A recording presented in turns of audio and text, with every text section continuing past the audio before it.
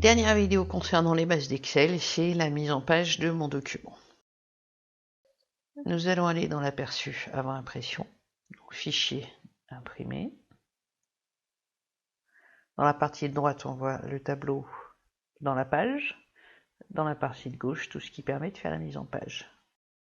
Première chose, dans la partie de droite, je vois que mon tableau est sur 2 pages. Si je vais sur la page suivante, il me manque 2 colonnes. Pour résoudre ce problème, plusieurs possibilités s'offrent à moi. Première possibilité, modifier les marges. À gauche, ici, nous sommes en marge normale. Je peux éventuellement lui demander des marges étroites. Je suis toujours sur 2 pages, il me manque encore une colonne. Deuxième possibilité, je peux décider de mettre en orientation paysage, donc ma feuille à l'horizontale. Et dans ce cadre-là, il n'y a pas de problème, ça rentre amplement. On va remettre en portrait. Pour la troisième possibilité. Troisième possibilité, donc je ne peux pas mettre mon texte en paysage parce qu'il doit s'intégrer dans un dossier et qu'en paysage ça ne marcherait pas. Il me reste la possibilité de mettre à l'échelle. Je vais lui demander d'ajuster toutes les colonnes sur une seule page. Voilà. Là, j'ai bien qu'une seule page. Alors, on ne voit plus certains traits, mais c'est purement visuel. Si vous imprimez, il y aura tous les traits.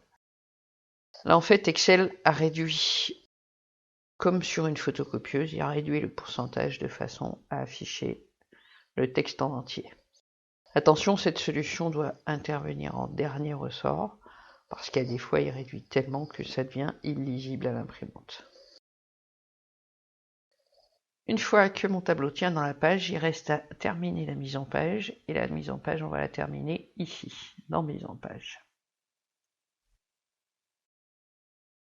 Dans notre premier onglet, page, on retrouve ce qu'on a ici. Donc portrait, paysage.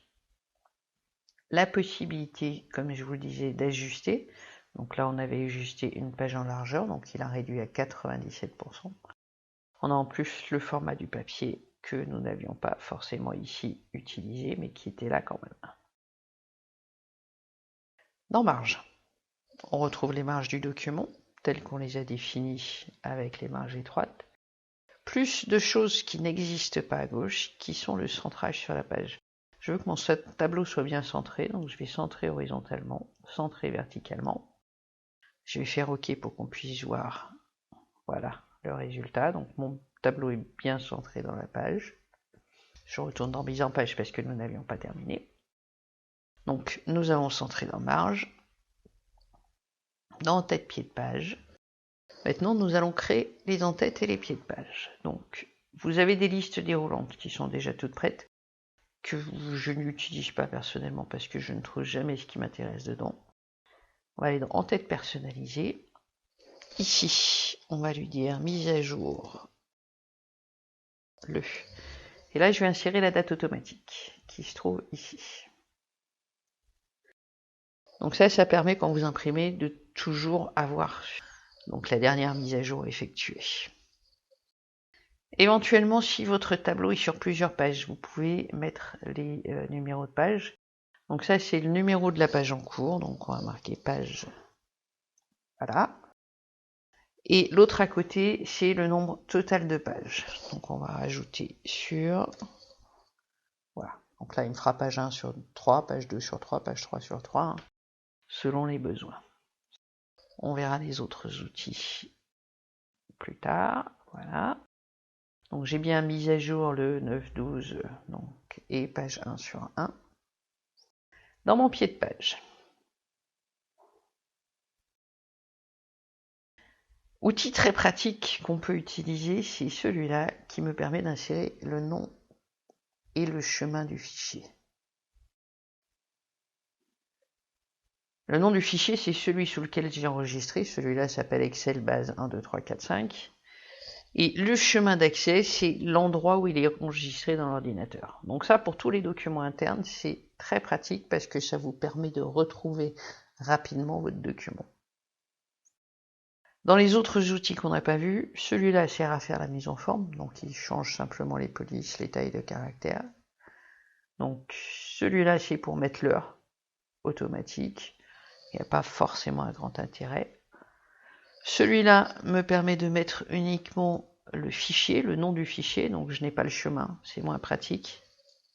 Celui-là c'est le nom de la feuille sur laquelle on a travaillé, pour l'instant on n'a pas utilisé de feuille, donc on verra plus tard, et ça permet de mettre un petit logo, une petite image.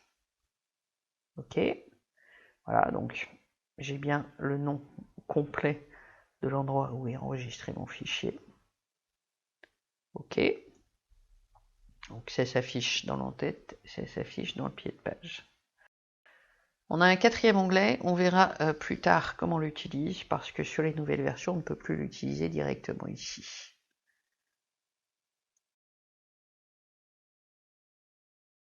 Voilà, donc mon tableau est terminé, il est prêt à être imprimé. Je peux l'imprimer, je peux enregistrer les modifications que je viens de faire. Et on se retrouve plus tard pour une prochaine vidéo. Merci.